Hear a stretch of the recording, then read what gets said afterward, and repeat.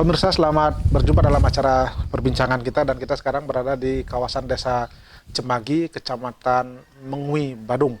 Dan di sini kita akan bertemu dengan salah seorang pemimpin muda di desa, Kepala Desa Cemagi yang baru tahun 2021 ini dilantik dan sangat muda. Dan ini merupakan hasil pemilihan kepala desa secara serentak di Kabupaten Badung. Kita ingin tahu seperti apa membangun desa Cemagi secara komprehensif di 6 tahun kepemerintahannya dan juga bagaimana melihat Cemagi, karena Cemagi ini selama ini adalah terkenal sebagai daerah pertanian, namun di sisi lain berhimpitan dengan daerah pariwisata. Kita sapa dulu beliau. Om Swastiastu, Pak Putu. Om Swastiastu. Pak Putu Hendra, jadi Kepala Desa Cemagi. Apa kabar Pak Mekal? Astagfirullah, sehat Pak. Wah, luar biasa Pak Mekal sekarang ya. Yeah. Jadi bukan lagi Bung Putu sebagai Ketua Karang Taruna sebelumnya ya. Sama saya ingat, saya mewawancarai Pak Mekal ini dulu adalah sebagai Ketua Karang Taruna Desa Cemagi. Ya. Desa Cemagi. Ngomong-ngomong usia sekarang berapa Pak Mekal ini? Saya kelahiran 89, berarti 32 Pak. 32, masih sangat muda ya. Dan kenapa bisa menjadi perbekal ini? Bisa dijelaskan sedikit ini? Terima kasih kepada seluruh pemirsa dimanapun berada, dan tentunya Pak Agus selaku pewawancara pada siang hari ini. Jadinya nama Titiang Iputu Hendra Sastrawan. Iputu Hendra Sastrawan.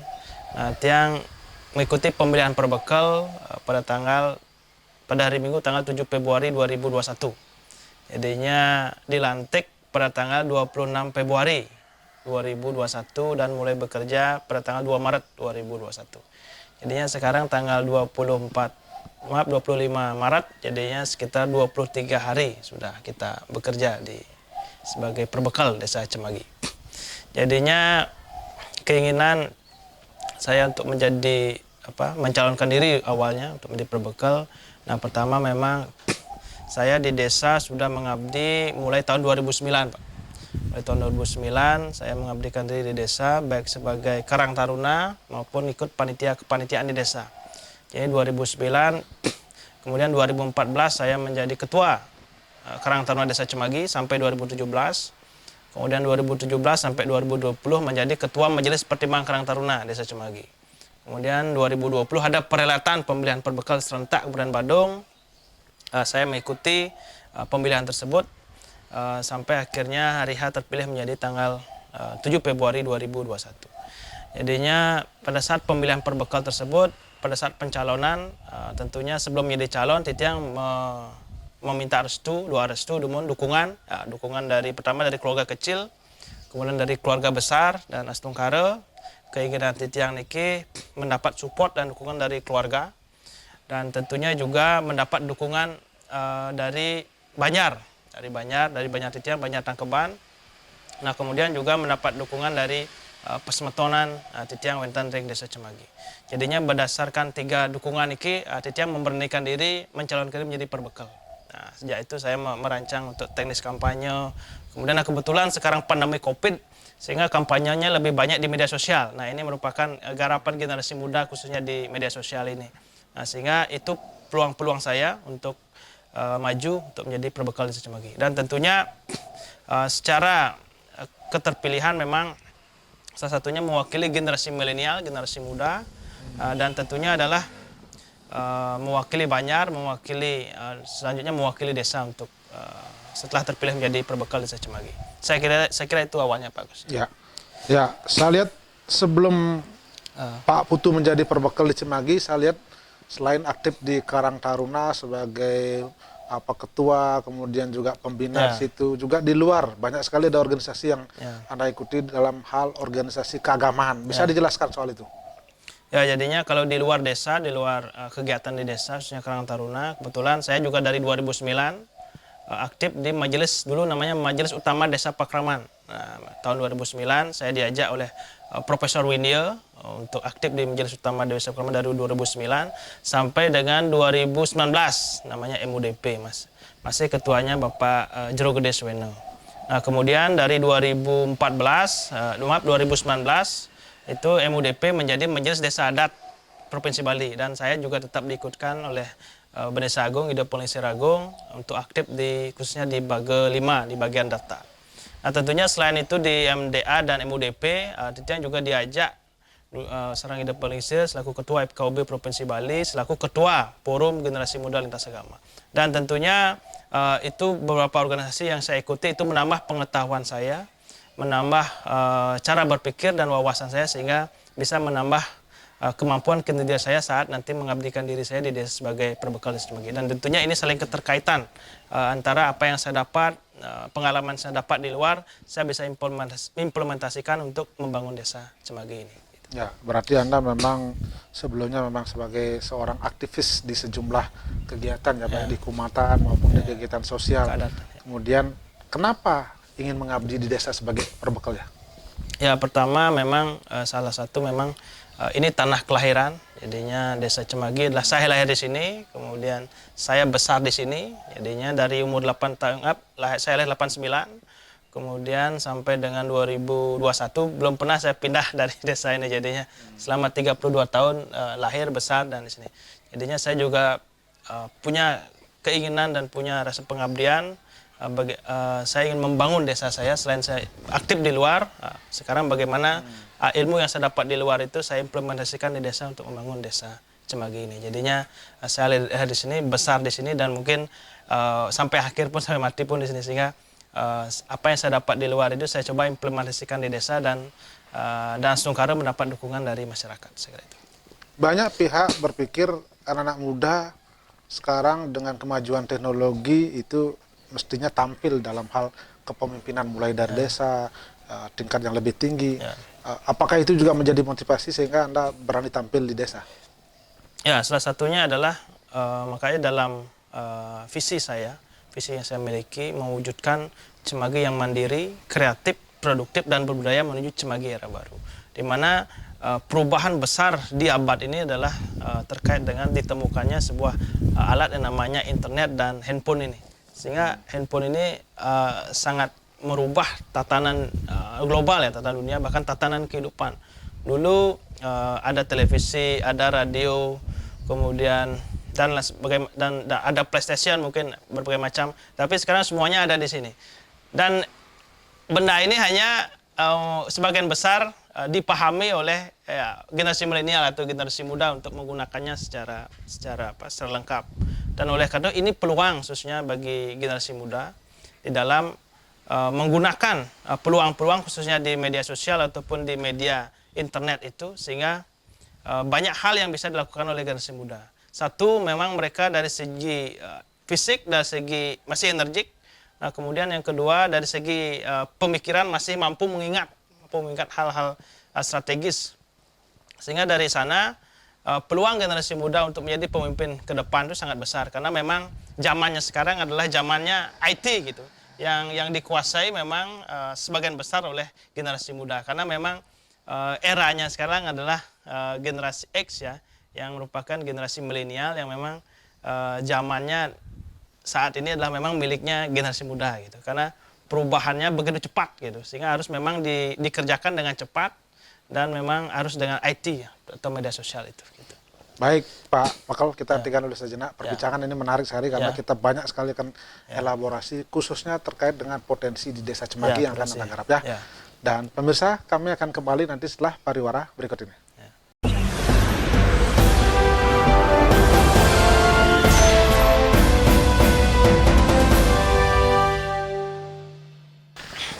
Pemirsa, masih dalam acara perbincangan kita bersama Kepala Desa dari kalangan generasi milenial dengan Bapak Putu Hendra Sastrawan yang Kepala Desa Cemagi dari hasil Pilkel 2020 di Kabupaten Badung.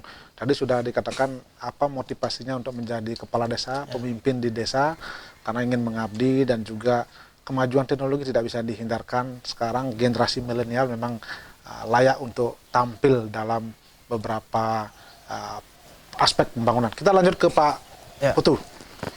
Pak Putu, tadi Anda menyampaikan kemajuan teknologi sangat mengandung memotivasi peranan generasi muda milenial ya dalam hal mengabdi di masyarakat, khususnya sebagai pemimpin seperti Anda ini. Pertanyaannya adalah ketika orang anak muda tampil itu kan memimpin desa yang begitu besar. Di sini bahkan jumlahnya sampai 4.000 ya. 4.000 ya. Nah, ini apakah Anda mampu? Apa yang Anda lakukan pertama kali? Artinya yang akan saya lakukan. Iya, betul.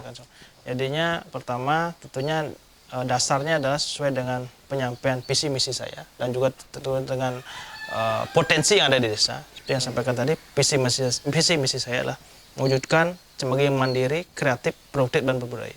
Nah, tentunya saya turunkan menjadi 8 program misi yang disebut dengan Asta Karya Utama. Nah, di sana kita melihat potensi desa, khususnya desa Cemagi yang memiliki 3 potensi. Satu, agriculture, jadinya pertanian. Ya, di sini potensinya memang pertanian karena memang daerah Bandung Mangumui Selatan hanya Cemagi yang masih mempunyai lahan hijau dan kemarin mendapatkan penghargaan dari Presiden untuk pertanian di desa Cemagi. Nah, kemudian yang kedua adalah aquaculture. Kita masih mempunyai nelayan, Pak. Jadinya masih ada potensi laut. Jadi nelayannya masih masih berlangsung kegiatan mencari ikan, bahkan sudah pergantian generasi. Sekarang sudah ada generasi mudanya yang juga ikut sebagai nelayan, istilahnya bendego.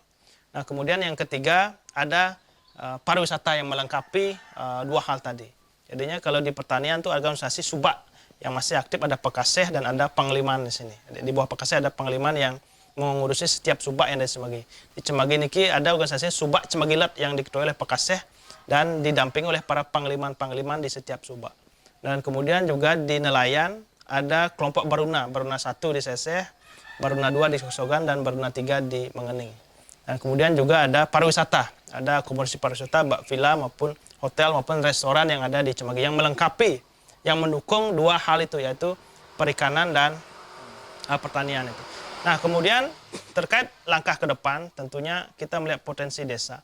Kemarin dari saat penyampaian Pak Bupati di saat pelantikan itu, 3 hal yang harus atau yang mesti dilakukan perbekal selama kepemimpinan 6 tahun ini adalah 3 hal yang titipan Bapak Bupati Badung, yaitu 1, BUMDes, yang kedua IT, yang ketiga TPST. Jadinya kita di desa sedang concern sekarang ini untuk membangun TPST dan melakukan pengelolaan sampah. Kita sedang persiapan untuk perdes pengelolaan sampah di Cemagi karena memang sampah ini adalah satu memang masalah pelik, tapi juga kalau kita bisa memanfaatkan dengan baik bisa menjadi emas, gitu. Jadi bisa menjadi sebuah barang ekonomis bagi desa ataupun bagi masyarakat. Sehingga pengelolaan sampah di desa Cemagi ini atau TPST di desa Cemagi ini adalah hal yang prioritas yang akan kita laksanakan. Nah, kemudian yang kedua adalah terkait dengan Badan Usaha Milik Desa yang merupakan salah satu penopang ekonomi desa. Di saat-saat krisis seperti ini, peran BUMDes sangat penting dalam menopang pendapatan asli desa untuk menggerakkan sektor-sektor operasional yang ada di desa. Kemudian yang selanjutnya ketiga adalah IT, yang saya sampaikan tadi. Jadinya bagaimana ke depan selain Cemagi menjadi desa wisata dan organik, juga menjadi desa dengan sistem IT itu digital. Karena ini akan tersambung link dengan semua komponen, semua data yang ada, sehingga dengan menjadi desa berbasis digital dan ditopang oleh generasi muda dan ditopang oleh seluruh masyarakat, tentunya Astungkara 3 hal ini kita bisa wujudkan. Ya, kadangkala kan kendala seorang pemimpin muda itu adalah bagaimana bisa berkomunikasi dengan para penglingsir, para tetua desa, dan di situ pengalaman-pengalaman mereka tentu masih sangat diperlukan. Apa yang Anda lakukan untuk melakukan pendekatan dan komunikasi dengan para tokoh-tokoh desa itu? Nah, tentunya seperti kemarin Pak Agus, menjelang penyepian tahun Saka 1943 kemarin, nah tentunya kami mengundang seluruh desa adat yang di Cemagi. Kebetulan di Cemagi ada 4 desa adat, Cemagi, Mengening, Seseh, dan Soksogan. Itu kita undang terkait dengan bagaimana kita menjaga situasi keamanan, ketertiban, dan kesucian di Hari Nyepi ini. Itu salah satu contoh kita dalam hal pendekatan ke pengelisir kita yang ada di desa Cemagi ini. Sehingga ke depan ini tentunya komunikasi seperti itu yang terus kita tingkatkan, baik itu kepada Pak Pakaseh, Pak Benesa, kepada Jero Mangku, sehingga pengelisir kita mendukung kegiatan yang ada di desa dan tentunya memberikan saran, memberikan masukan terhadap perkembangan desa ke depan. Salah satu cara adalah komunikasi. Komunikasi kita lakukan dengan para bendesa, pengelisir kita kepada Bapak Pakaseh, sehingga kalau kita komunikasi kita berjalan, saya kira program apapun bisa berjalan. Tetap kita memohon dukungan, mohon support, memohon saran, dan mohon bimbingan, sehingga mari bersama-sama kita membangun desa. Jadinya dari seluruh generasi kita bersama-sama membangun desa. tut wuri handane, jadinya yang pengelisir bisa tut wuri adanya mendorong dari belakang, dan kita yang di depan adalah pion-pionnya, generasi muda ini yang teknis-teknis ke depan, yang bekerja ke depan. Beban untuk menjadi seorang kepala desa, seorang pemimpin di desa kan luar biasa, apalagi desa Cemagi ini desa yang bersentuhan langsung dengan pariwisata, desa yang bersentuhan dengan kota langsung gitu. Anda siap mengemban beban itu karena suatu saat ini perjalanan kan masih panjang ini. Nah, tentunya kami saat mencalonkan diri maupun akan mencalonkan diri, tentunya di sana kami sudah berpikir dan sudah meneguhkan sikap bahwa sama satu periode ini yang kami dipilih menjadi perbekal ini, kami tentunya mempunyai komitmen di dalam satu membangun desa, memajukan desa. Jadi satu komitmen awal adalah kita bangun lebih pagi. Itu contohnya. Jadinya masyarakat tidak perlu lagi menunggu staf pegawai atau pemimpin atau kepala desanya, kita menunggu masyarakat di kantor. Itu satu komitmen kami. Jadinya kami lebih pagi datang ke kantor, bahkan lebih sore juga kami pulang, sehingga masyarakat satu dalam situasi pandemi ini tentunya dari segi anggaran memang kita sangat terkendala dari segi anggaran. Tetapi walaupun begitu, ya kita membantu masyarakat di pelayanan. Jadinya bagaimana pelayanan kita cepat, tepat, ramah, senyum, itu sehingga itu salah satu pengganti daripada anggaran yang terkendala ini. Bagaimana pelayanan ini kita lebih terus mengutamakan aspek pelayanan. Pelayanan publik. Kalau anggaran di desa Cemagi berapa? Kalau APBDes yang angka anggaran untuk 2021 dari APBDes kita yang diketok palu di Anggaran Induk sebesar 7, sekian miliar, rata 7 miliar. Rata 7 miliar. Dan semoga 7 miliar ini ke depan ini bisa sejumlah itu yang keluar, atau mungkin kalau kondisi ekonomi seperti ini mungkin bisa di bawah itu. Tapi kita harapkan bisa seperti itu atau lebih dari itu, sehingga memang pembangunan dan pelayanan ke masyarakat itu tidak terganggu. Terutama operasional di desa maupun operasional di kebersihan, operasional di keamanan, karena itu harus setiap hari harus berlangsung operasional itu. Nah, semoga tidak kurang dari itu. Kalaupun kurang dari itu ya karena kondisi ekonomi ya kita maklumi, tetapi yang utama adalah bagaimana pelayanan ke masyarakat ini. Pelayanan ke masyarakat ini bisa berlangsung dengan setiap hari itu bisa berlangsung dengan baik lah pelayanan. Baik Pak Makal, kita hentikan dulu sejenak. Pemirsa, kami akan kembali nanti setelah pariwara berikut ini.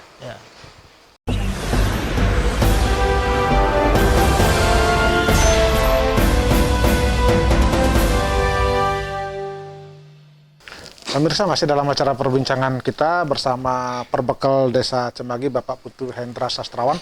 Tadi beliau mengatakan apa langkah-langkah yang dilakukan, termasuk berkomunikasi dengan para pengisir dan tokoh-tokoh yang ada di desa, karena ini adalah salah satu produk pemimpin milenial di desa di Kabupaten Badung dari hasil pemilihan kepala desa secara serentak.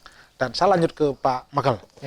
Pak Makal, ketika kita bicara soal Anda sekarang sudah menjabat sebagai kepala desa, apa prioritas pertama yang akan Anda lakukan selain tadi aspek pelayanan itu? Karena ini potensi di desa Cemagi kan luar biasa ini. Jadinya prioritas utama saya khususnya 2021 sesuai dengan program yang saya sampaikan dalam penyampaian visi dan misi adalah 1, ketahanan pangan, 2, pemulihan ekonomi. Ketahanan pangan itu tentunya kita bersama dengan organisasi pertanian maupun organisasi perikanan yang ada, baik itu Pekaseh, Bendegel, dan tentunya dengan terkait pemulihan ekonomi adalah BUMDes. Nah, sehingga selain itu juga sekarang prioritas kita adalah pengelolaan sampah, Pak Gus. Jadinya perdes pengelolaan sampah, dan pengelolaan sampah kita berbasis terpadu TPST 3R itu. Nah, bagaimana nanti kita mulai menggalakkan bahwa sampah itu bukan hanya tanggung jawab daripada pemerintah, bukan hanya tanggung jawab dari petugas kebersihan, tapi sampah itulah tanggung jawab kita bersama.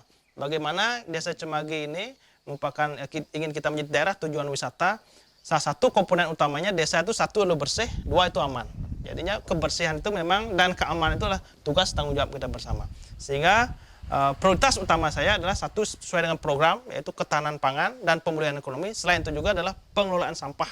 Ya, bagaimana sampah ini bisa selesai sesuai dengan Pergub 47 dan 97, yaitu terkait dengan sampah plastik dan pengelolaan berbasis sumber, yaitu di rumah tangga. Bagaimana sampah ini bisa selesai atau dipilah di rumah tangga, sehingga nantinya saat dia dipilah kemudian ada anorganik dan organiknya ini, yang anorganik ini bisa di exchange melalui bank sampah ataupun melalui kegiatan-kegiatan yang lain, dan organiknya ini bisa kita buat kompos. Nah itu. Jadinya fokus utama saya selain dari ketahanan pangan dan pemulihan ekonomi yang mendesak ini adalah pengelolaan sampah. Karena ini masalah yang memang pelik sekali masalah sampah ini. Ya. Apalagi kita ingin menjadi daerah wisata gitu. Ya, kalau saya Ya. masih ingat di Cemagi ini kan dulu ada rencana pembangunan TPST dan Ya. sampai sekarang kayaknya masih belum berjalan secara efektif ya. Efektif ya. Apa kendala dan apa yang akan dilakukan oleh kepala desa yang baru ini? Satu, terkait TPST kemarin memang kita ada rencanakan TPST di Modauh ya, di sebelah barat ini, sebelah barat dekat Pengarungan. Jadinya di sana kita rencana bangun TPST, tetapi memang status tanah TPST itu masih mengontrak selama 10 tahun. Nah sehingga ke depan bagaimana kita bisa menggunakan tanah yang memang bisa kita gunakan permanen, apakah tanah milik Pemprov, bisa kita mohonkan untuk menjadi TPST karena ada syarat untuk penggunaan lahan Pemprov itu atau tanah provinsi itu atau tanah pemerintah itu satu untuk sekolah, TPST, pasar, kemudian lapangan dan setra bisa dipakai. Salah satunya bisa untuk TPST. Jadinya ke depan kita sedang melakukan menyusun panitia untuk pendataan tanah ataupun aset provinsi di Desa Cemagi. Nanti yang mana kira-kira cocok untuk TPST. Nah ke depan itu yang kita akan pakai untuk lahan TPST. Nah kemudian tentunya di sana pasti akan ada investasi baik itu pembangunan dan sebagainya. Kalau kita masih ngontrak, terlalu banyak kita investasi, ke depannya apakah kita akan diberikan kelanjutan untuk mengontrak atau bagaimana. Tapi kalau tanah itu milik pemerintah lah anggap, jadinya itu bisa kita investasikan untuk kegiatan-kegiatan, baik itu alat-alat untuk pengolahan sampah itu. Nah kemudian saat ini karena memang kendala di anggaran, dulunya kita rencananya mendapat anggaran kurang lebih, kalau tidak salah itu 1 miliar untuk penggunaan TPST, tapi karena kendala anggaran, karena pandemi dan juga pandemi COVID-19 dan juga pernah ada permasalahan defisit saat itu sehingga memang itu menjadi kendala di masalah anggaran sehingga sekarang sifatnya baru TPA itu belum bisa mengolah, baru sifatnya membuang saja. Nah prospek kita ke depan dengan Perdes Pengelolaan Sampah ini sesuai dengan kemarin saya juga ikut Zoom meeting dengan Kadis DLHK dengan Pak Kadis PMA juga terkait dengan pengolahan sampah berbasis sumber Pergub 47 dan 97 dan sampah plastik itu ke depan kita berusaha mengurangi sampah ke TPA. Karena sekarang sudah overkapasitas TPA kita. Karena hanya membuang saja, belum mengolah. Sehingga dari bagaimana di tiap banjar, di tiap rumah tangga mengurangi sampah minimal di tiap rumah tangga itu ada pengolahan, ada pemilahan. Jadi yang mana sampah plastik, yang mana sampah organik. Sampah plastik ini kita usahakan nanti ditukar di bank sampah. Jadinya mulai bulan depan, setiap bulan 2 kali, jadinya setiap banjar kita akan hidupkan bank sampahnya. Jadinya warga yang punya sampah plastik bisa ditukar bank sampah. Dari sampah plastik itu warga mendapatkan tabungan di buku tabungan yang diberikan oleh bank sampah. Kita kerjasama dengan BUMDes dan kerjasama dengan Eko Bali. Itu untuk plastik. Nah kemudian untuk organik, kemarin kita dikasih minjam alat kompos oleh salah satu villa di Cemagi. Salah satu caranya untuk organik ini adalah melalui mesin kompos, kita jadikan kompos.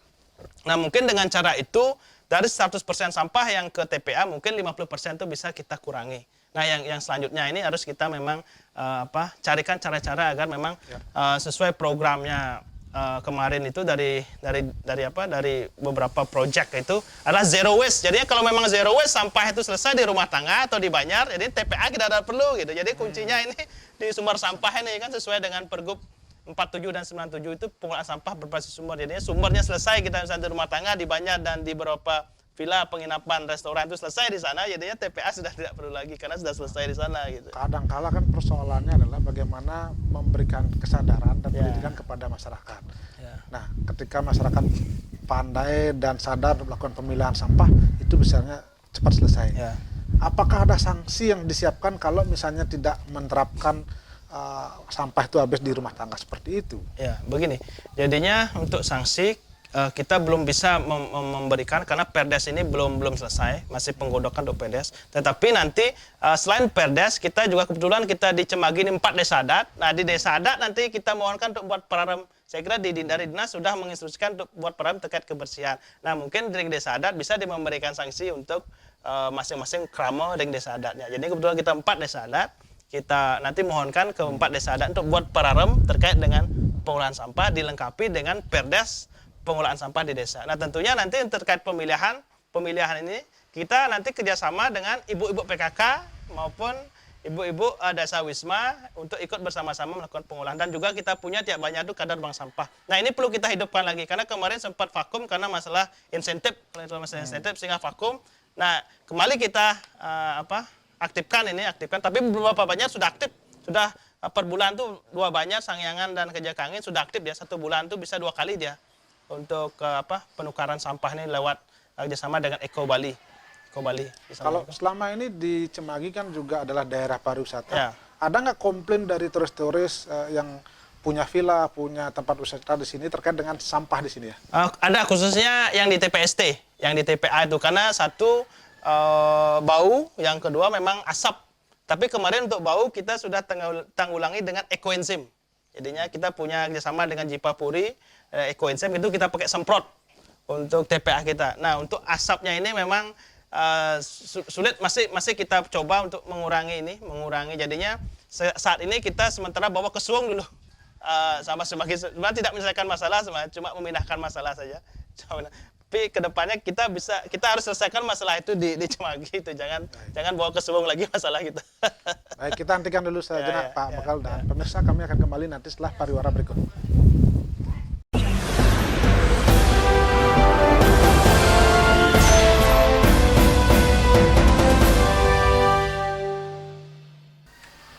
Pemirsa, masih dalam acara perbincangan kita dan masih bersama Kepala Desa dari kalangan generasi milenial, Bapak Putu Hendra Sastrawan, Kepala Desa di Cemagi, Kecamatan Mungui, Badung. Tadi sudah sempat bicara bagaimana upaya-upaya yang akan dilakukan dalam hal penanganan sampah khususnya, karena memang sampah ini menjadi PR kita bersama, tidak saja di desa ini tapi hampir sebagian besar di wilayah di Bali. Dan kita kalau bicara soal Cemagi, salah satu yang menarik adalah bagaimana Cemagi ini menjadi pusat pertanian di tengah banyaknya pembangunan yang ada di kawasan Badung ini, khususnya terkait dengan pembangunan akomodasi pariwisata. Bagaimana memadukan antara pertanian dengan akomodasi pariwisata itu. Saya lanjut ke Pak Putu. Oke, Pak Mekal, ketika kita bicara soal Cemagi ini, saya lihat tadi luas sekali lahan pertaniannya, masih sangat alami, masih sangat utuh begitu. Sisi lain ini bersentuhan dengan villa-villa pariwisata, banyak orang yang sudah lari ke sini. Apa upaya-upaya yang akan Anda lakukan? Satu, memang di Cemagi seperti yang Tiang sampaikan tadi, ada 3 potensi di sini. Satu, pertanian, jadinya agriculture. Yang kedua, aquaculture, perikanan, kelautan. Nah, yang ketiga, ada potensi pariwisata karena ada pertanian, ada laut, ada potensi, ada daya tarik orang ke sini sehingga munculnya namanya pariwisata karena ada kedatangan orang ke sini. Nah, kemudian tentunya dengan potensi pertanian yang kita punya, ini juga adalah salah satu daya tarik orang untuk datang ke sini. Jadinya muncullah pariwisata. Nah, ke depan pertanian ini memang satu, seperti yang saya sampaikan tadi, untuk program kita di desa itu ketahanan pangan. Ketahanan pangan itu tidak akan terjadi apabila tidak ada lahan pertanian. Jadinya kita memang harus pertahankan ini lahan pertanian, lahan hijau kita. Yang kedua adalah laut kita. Ya, laut kita sumber makanan kita. Lalu bagaimana cara mempertahankan pertanian? Karena orang kan pasti akan berpikir komersialisme dengan adanya pariwisata itu. Satu sisi memang di Cemagi ini, yang daerah selatan ini masih lahan hijau, Pak, masih lahan hijau. Tetapi memang ada beberapa masyarakat yang di rumahnya padat, Pak. Jadinya banyak kakak di rumahnya memang menggunakan lahannya untuk tempat tinggal. Nah, memang ada pembangunan tapi masih bersifat rumah pribadi warga lokal sini karena di rumahnya itu sudah sesak lah, sudah banyak kakak. Nah, yang kedua, nah tentunya kita akan merancang yang namanya kita belum punya perdes investasi dan perdes RT RW di Cemagi. Nah, artinya RT, kalau orang membangun villa, membangun tempat pariwisata selama ini gimana? Bebas Kak itu? Kalau dia membangun villa, biasanya ada kita aturan, Pak. Membangun villa itu satu memang ada IMB-nya, ada izin diberikan dari pendamping, kemudian dia mendapatkan izin dari kabupaten. Nah, kita juga kalau dari desa sendiri ada upaya untuk proteksi itu maksudnya. Nah, inilah ada untungnya pandemi Covid ini, Pak. Ada juga untungnya. Dengan adanya pandemi Covid ini, sementara pembangunan investasi di Cemagi ini sedikit berkurang. Sehingga dengan sedikit berkurang ini ada kesempatan kita menata pembangunan di Cemagi. Jadinya bagaimana kita mempertahankan zona-zona ataupun jalur-jalur hijau, lahan-lahan hijau ini menjadi kawasan hijau abadi lewat Perda RT RW Desa Cemagi itu. Yang mana kawasan pemukiman, yang mana kawasan untuk kawasan wisata atau villa dan sebagainya, yang mana kawasan hijau, yang mana kawasan untuk perikanan. Sehingga memang ada aturan main yang jelas terkait dengan kegiatan-kegiatan investasi ke depan. Sehingga memang kita memerlukan perdas investasi, Pak. Perdas investasi kita belum punya. Jadinya sekarang ini ke Cemagi banyak sekali orang investasi, baik itu investasi villa. Kemarin ada yang nelpon membuat big club di sini, big club kan lumayan big club. Jadi memang harus ada satu, memang perdes investasi itu harus ada karena itu merupakan aturan main kita di desa bekerja terkait dengan investasi yang masuk. Yang kedua, memang setiap investasi itu memang harus berkontribusi positif ke desa, baik itu satu bisa menambah PAD desa. Nah, yang paling penting adalah menambah lapangan kerja di desa. Itu kan menjadi salah satu dilema ketika satu sisi pariwisata begitu glamor, begitu mendapatkan uang gampang dulu sebelum masa pandemi. Masyarakat kan pasti pola pikirnya berubah. Kalau pertanian agak lama, kemudian biaya. Ini mereka bisa jadi berubah pola pikirnya. Apa yang akan Anda lakukan kepada masyarakat? Ya, satu tentunya memang memang pertanian itu seperti yang saya sampaikan tadi adalah kembali lagi ke masing-masing individu atau ke masyarakat. Jadinya kita bisa membuatkan perdes tentang RT/RW, perdes tentang investasi. Tapi penerapannya tetap memang jatuhnya adalah di masyarakat. Bagaimana investasi di Cemagi ini, artinya sering disampaikan, membangun Bali, bukan membangun di Bali. Di Cemagi, membangun Cemagi, bukan membangun di Cemagi. Jadinya saat pandemi ini baru kita sadar bahwa memang pertanian itu adalah satu-satunya kegiatan yang bisa dilakukan di era pandemi ini. Ini pandemi ini mengajarkan banyak hal. Nah, ini perlu kita terus sosialisasikan, sampaikan kepada masyarakat. Memang lahan hijau ini harus memang dipertahankan di Cemagi, karena ini juga potensi menarik wisatawan gitu. Potensi menarik wisatawan gitu. Laut kita juga potensi menarik wisatawan. Kalau ini habis, ya apa yang orang menarik ke sini gitu. Itu dua sisi yang tadi kan soal pertanian. Kemudian sisi lain Cemagi selama ini terkenal sebagai nelayannya yang sangat luar biasa, masih sangat utama sebagai pemasok. Pemasok. Itu mereka sampai sekarang masih ada ya? Masih ada dan sudah berganti generasi. Sudah ada sekarang generasi muda nelayan. Generasi mudanya. Mereka sekarang ada beberapa kelompok nelayan, kelompok 1, Pak Putus Suas itu sudah dia bikin jukung, Pak. Bikin jukung. Artinya kalau kita bicara nelayan sekarang kan tidak hanya semata seperti nelayan tempo dulu hanya melaut mencari ikan. Kan ada nelayan yang berwisata menjadi peselancar, kan itu bisa juga kan? Ada juga teman saya kebetulan dia nelayan, tapi kadang dia ngantar tamu untuk mancing. Itu ada modifikasi. Diversifikasi nelayan itu ya. Jadinya sekarang tamu yang diantar mancing, kemudian menikmati panorama laut, ada yang surfing juga, ya. banyak itu. Nah, kemudian kalau sisi lain kan dampak ekonominya besar juga kalau pariwisata berkembang di sini. UKM juga akan hidup. Nah, selama ini bagaimana ya melihat potensi itu pertanian, pariwisata, kemudian sektor UKM itu? Kalau kita UKM, nah kebetulan era pandemi, Pak. Sekarang banyak dulu yang bekerja di hotel, di restoran, sekarang punya UMKM, Pak. Ada yang berdagang nasi, ada yang berdagang minuman. Jadinya secara langsung pandemi ini memaksa mereka untuk beraktivitas, sehingga muncullah mereka kegiatan berdagang. Nah, ini UMKM itu sudah mulai bangkit sekarang. Jadi seperti visi saya itu mandiri mereka sudah. Jadinya mereka sudah mulai kehilangan ketergantungan dari usaha hotel ataupun tempat mereka bekerja sekarang. Mereka sudah mulai membuka usaha, mulai mandiri mereka bekerja. Banyak sekali UMKM sedang tumbuh, Pak, terutama di Partai Mengening itu. Ada yang berdagang, intinya mereka sudah bangkit untuk kemandirian itu. Ada yang sudah mulai dari dulunya tidak pernah ke sawah, sekarang mulai ke sawah. Gitu. Padahal lahannya luas sekali. Padahal lahannya, mereka punya lahan gitu. Nah, itu ada positifnya pandemi ini. Ada positifnya. Baik, kita hentikan sejenak dulu Pak Mekal, dan pemirsa, kami akan kembali nanti setelah pariwara berikut ini.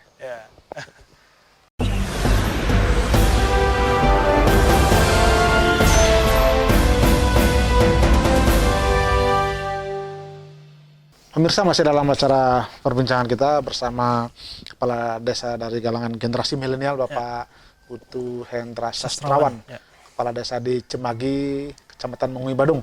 Tadi sudah kita berbincang berkaitan dengan bagaimana memadukan pariwisata, pertanian, dan dalam kondisi pandemi COVID seperti ini, dan menumbuhkan UMKM yang ada di kawasan ini. Karena kita tahu Cemagi itu basic utamanya adalah pertanian, lahan pertaniannya sangat luas dan juga terkenal sebagai daerah nelayan. Saya lanjut ke Pak Mekal. Ya. Nah, ketika Cemagi juga bicara soal pertanian, soal nelayan, satu sisi sering juga bersentuhan budaya-budaya yang ada di sini dengan sektor pariwisata. Ya. Kan orang datang ke sini selain untuk pertanian, selain untuk melihat nelayan juga melihat budayanya. Ya. Apa upaya-upaya yang dilakukan oleh Pak Mekal nanti untuk tetap melakukan pembinaan sehingga ini mereka bisa bersentuhan tetap dengan pariwisata itu? Ya, jadi terkait budaya memang tidak bisa terlepas dari adat dan agama di suatu daerah atau suatu desa. Nah, kebetulan kita di Cemagi, Pak, mempunyai daerah wisata spiritual, ya, yaitu Pura Ratu Masakti itu Pura Kramat. Jadinya itu perpaduan budaya Hindu dan Islam.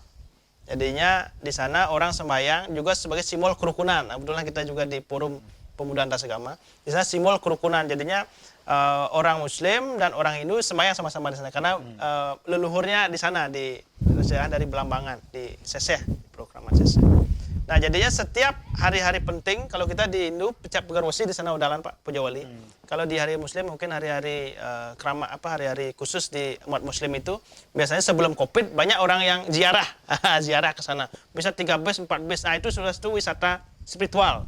Kita juga punya Pantai Soksogan, Pak. Di sana wisata, bukan wisata ya. Jadinya setiap orang memukur, habis ngaben itu, orang bisa memukur sana, Pak. Banyak sekali kemarin itu bisa 3 desa memukur. Jadinya itu salah satu wisata juga, karena mereka datang kan. Jadi itu Ya, dia berdampak secara ekonomi. berdampak secara ekonomi. Jadinya ada orang jualan di sana, mereka belanja, jadinya ada pergerakan ekonomi. Jadinya tanpa kita mengundang, mereka datang. Nah, yang ketiga adalah Pura Luar Batu Ngaus di Mengening. Itu juga sebagai tempat wisata spiritual. Jadinya Dangkayangan Jagat di Kabupaten Bandung. Di sana sekarang ini setiap 1 minggu kalau Pak jalan-jalan ramai sekali Pak. UMKM kita di sana berjualan. Orang sunsetnya bagus sekali. Jadinya mirip mininya Tanah Lot. Ke depan Kabupaten Bandung sudah menganggarkan untuk penataan pantai dari Mengening ke Soksogan sudah anggarannya sekitar 80 M Pak, sudah ada DED-nya. Tetapi karena kendala pandemi, ini terkendala masalah pembangunan, tapi DED-nya sudah ada. Jadi penataan itu akan ada tempat untuk narik kecak, kemudian mirip Tanah Lot. Jadinya kalau Tanah Lot penuh mungkin tamunya bisa dialihkan ke Mengening. Jadi sudah dirancang, itu sudah ada DED-nya, tinggal pelaksanaan saja. Nah, semoga pandemi segera berakhir, anggaran segera pulih, ekonomi segera pulih, pembangunan ini bisa segera berlanjut. Itu beberapa hal. Dan kemudian kita di Cemagi juga punya sebuah ciri khas tari baris klemat. Ini tari nelayan. Tari nelayan. Itu kira-kira Pak. Ya, kalau berkaitan dengan pembinaan di kalangan generasi muda seperti apa? Karena saya lihat Anda adalah bermula dari Karang Taruna dan sekarang kan kita tahu dengan pariwisata, dengan orang yang serba materialistis, orang jarang cenderung ke pertanian, ke nelayan. Apa upaya-upaya yang Anda lakukan? Nah, tentunya terkait dengan generasi muda, khususnya budaya, Pak. Nah, kita khususnya budaya kesenian di bidang seni tari, seni tabuh, kita di Cemagi itu beberapa banyak punya sanggar. Nah, jadinya penerapan kebudayaan itu ada penerapan kesenian khususnya seni tari, seni tabuh itu sekarang setiap sanggar itu sudah beberapa tahun lalu atau tahun sekarang sudah mulai melaksanakan kegiatan kesenian, baik itu mengajari anak-anak untuk menari, menabuh. Bahkan kemarin saya membuka kegiatan seni tari kontemporer, jadi perpaduan tradisional dan modern. Jadinya mereka karena pandemi namanya Sanggar Solapat. Mereka melaksanakan kegiatan tari secara virtual, jadinya pesertanya seluruh Indonesia. Jadinya mereka yang peserta itu di tempat-tempat masing-masing seluruh Indonesia, kita di sini yang secara virtual, yang menilai. Jadinya mereka sudah melaksanakan kegiatan seperti itu secara virtual menyesuaikan dengan situasi pandemi seperti ini. Ya, melalui sanggar-sanggar yang ada, melalui skatruno di masing-masing banjar gitu. Dalam melestarikan seni budaya, khususnya seni tari, seni tabuh yang ada di Desa Cemagi maupun ada yang di Bali. Begitu, Pak. Baik. Mungkin terakhir Pak Mekal. Pak Mekal ini kan masih sangat muda jadi kepala desa di Desa Cemagi, di desa yang cukup besar sebagainya. Kompleks, ya. Ada target khusus nggak ya? Ya, jadinya target khusus kita sesuai dengan visi misi saya tadi mewujudkan mandiri, Pak. Jadinya bagaimana masyarakat Cemagi itu mandiri. Ya. Kemudian dia kreatif, ya, dengan pandemi kreatif. Setelah kreatif dia produktif. Kemudian tetap menjaga budaya. Kalau dia sudah mandiri, kreatif, produktif, dan tetap menjaga budayanya, itu yang disebut dengan Cemagi era baru. Dan mulai era pandemi inilah, era kehidupan baru ini, mengajarkan kita harus hidup mandiri, tidak boleh ketergantungan. Yang kemudian kita harus kreatif di tengah kita tidak mempunyai anggaran, tidak punya keuangan yang bermasalah sekarang. Kita harus kreatif. Nah, kemudian dari sana kreatif di pedagang UMKM itu dia bisa memproduktif, dia berdagang dan sebagainya, dan tetap dia berbudaya. Sehingga itulah Cemagi Era Badung. Itu beberapa hal menurut saya. Baik, terima kasih Pak Mokal. Jadi menuju Cemagi Era Baru ya. dengan pemimpin muda dari kalangan milenial ya. Ya. Mudah-mudahan nanti ini menjadi inspirasi positif bagi kita di seluruh Bali bahwa galangan muda tetap bisa berkreativitas, berbuat ya. di desa sendiri. Jangan pernah pesimis ya, bahwa kita mampu ya. Dan juga mari generasi muda semua yang punya kemampuan di bidang masing-masing, mari kita membangun desa kita semua. Jadi mari kembali ke desa, membangun desa, karena permasalahan itu ada di desa. Kalau clear permasalahan di desa, berarti permasalahan Indonesia ini selesai. Baik, terima kasih Pak Mokal Desa Cemagi. Mudah-mudahan ini bisa memberikan inspirasi sekaligus informasi kepada pemirsa. Baik pemirsa, demikian tadi perbincangan kami dan seluruh kerabat kerja yang bertugas mengucapkan terima kasih atas perhatian dan kebersamaan Anda. Dan kami akhiri dengan Param Santi. Om Santi Santi Santi Om.